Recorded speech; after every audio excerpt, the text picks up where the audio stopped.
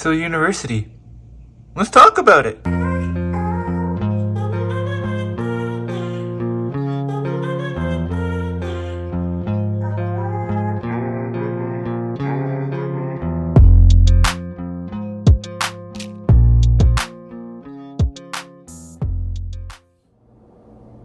Since none of y'all know who I am really, at all actually, let's take a deep dive back into history. In order to understand where I am today, we must take a look back into the history. So let's start with elementary. Elementary. I think we all can agree that it is one of the most terrifying moments of your life. Especially going to grade 1. Like you have no friends, and you don't know anyone, and you're alone in a space you've never been before, and it can be nerve-wracking. However, grade 2, 3, and 4, things started to pick up. Things got better. As you can see, I'm starting to get new friends.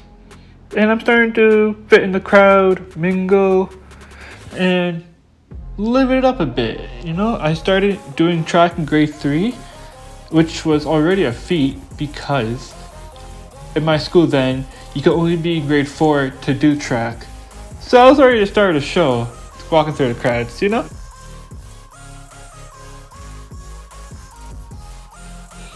Now grade 4 is when academically things started to get serious, where I started getting A's in my classes, and I was living life. But as I got into grade 6, and I got more friends, I noticed that from an A, I had decreased to a B, and then a C, because I started taking less care in school. So I went into junior high, grade 7. It's kind of hard to fail in Canada, in elementary to high school, and so I went to grade 7, feeling kind of lost, because I have no idea what I'm doing. It's like grade 1, but different this time is that my friend came from elementary to my junior high because it was next door, so nothing really changed, but I was maintaining a B average, and as I got more friends though, like history, my grades went down again, this time to a C like it was in grade 6. And grade 8, got more friends, and grade 9, even more friends, and the only thing that stayed consistent is my grade. And for me, I never really thought twice about it, but in the end, it went up to a B minus, and yeah. High school. Likewise to junior high, I still went through. Even with a C grade, didn't mean too much to the school, but this time I was going to school with my junior high friends, so it was nice. Starting with grade 10, I was enrolled with a lot of different classes, so foods, engineering classes, applied graphic arts, and pre-IB science. But that might not make too sense because I had a C going to grade 10. But grade 11, I was between a B plus, B minus, so I was doing better. But still, I could be doing better. But in grade 11, handball came to my life, and I made a team the first time, which was crazy. And that year we came second in cities, which sucked, but provincial we came first. And we all know provincial is better than city. But in grade 12 we did back to back, which was impressive. I think it was the school's history first time ever, but again, a second city to the same school. As this was my 12th year though, I was still maintaining B's and C's, and the first semester I ended with a 60. And I was like, a repeating trend, you can tell. However, during the Christmas break, I was given, from my own family, things to look over for, so like check off whether I'm in schools I'm going to get into. And that was a 0.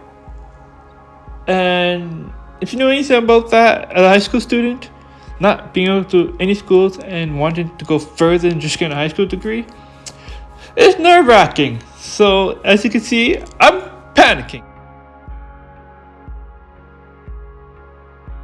Now, the scare of not going to any universities, well, that was enough to put me back to work.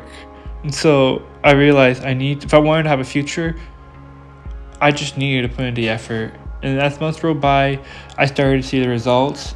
And starting off with a 60, I ended semester 2 with almost an 80. Which would have been nice, but we move. Universities in Canada, it's typically broken up into 4 separate years. And out of those 4 years, the first 2, not important.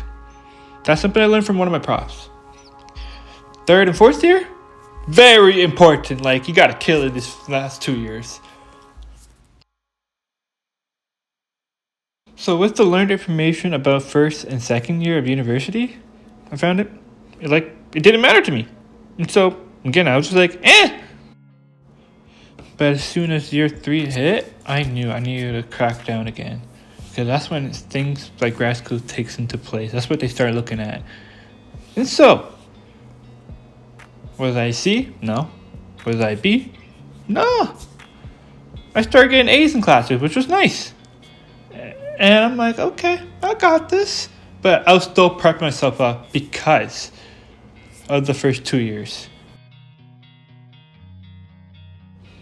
Honestly, my academic life is like a history textbook. It's repeating. It's just a sign saying what not to do next time. And clearly, I did not read that book.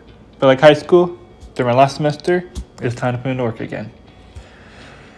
During my last semester, I would put a lot of hours every single day.